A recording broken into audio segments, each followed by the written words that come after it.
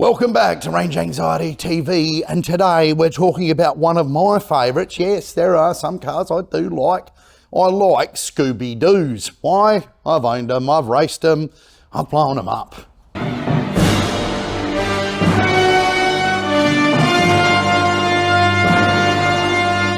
One at Phillip Island in particular. Actually, I was sharing it with someone else, Philip.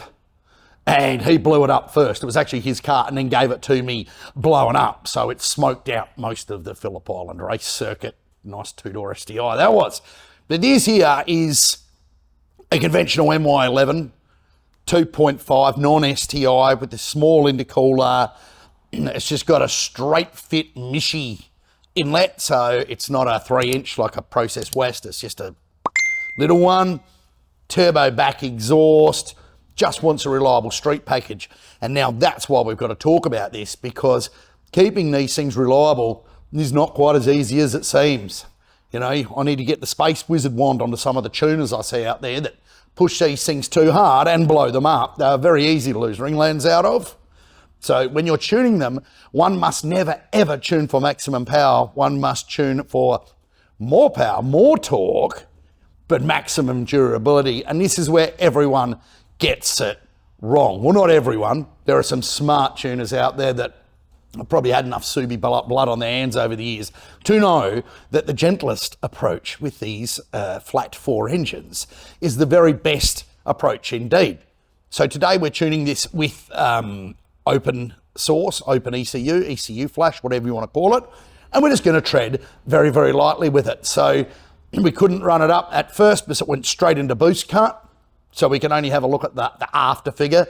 Normally they make about 150 kilowatts at the wheels, 155 maybe. Now all 4 if you're lucky, with a bit of wind up the tailpipe, about that. So let's see what we can get doing a proper safe tune-up.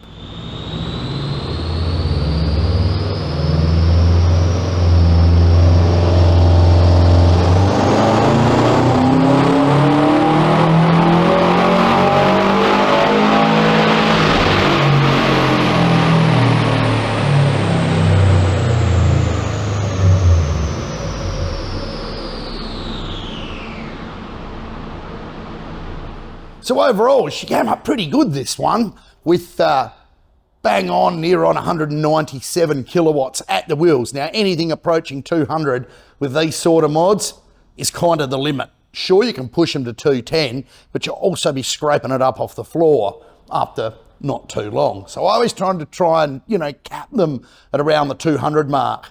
The way we cap them is by not being stupid with the boost. This run runs 14 pound down to about 13. Letting it spike up to 16, 17, 18 is a surefire way of killing them. Must protect the ringlands at any cost in these things. We set the air-fuel ratio to 11.5. We don't go for 12.5 to 1 or lambda 0.84 because it's just inviting disaster. Most cars, you've got a gap this big between, you know, the detonation gap where it can do damage, where with a Subaru, it's a hard concept to explain. You've got to be a lot more cautious because the leeway is a lot lower before you can start doing damage. So very cautiously tuned, it makes good torque, flat across the range, as you can see, and that's the original run there. It just went straight into boost cut because it was untuned. The blue line, obviously we've fixed all of that, and now it should be quite a good safe package for the owner. So thank you once more for tuning into Range Anxiety TV. And now you know all about Scooby-Doo's.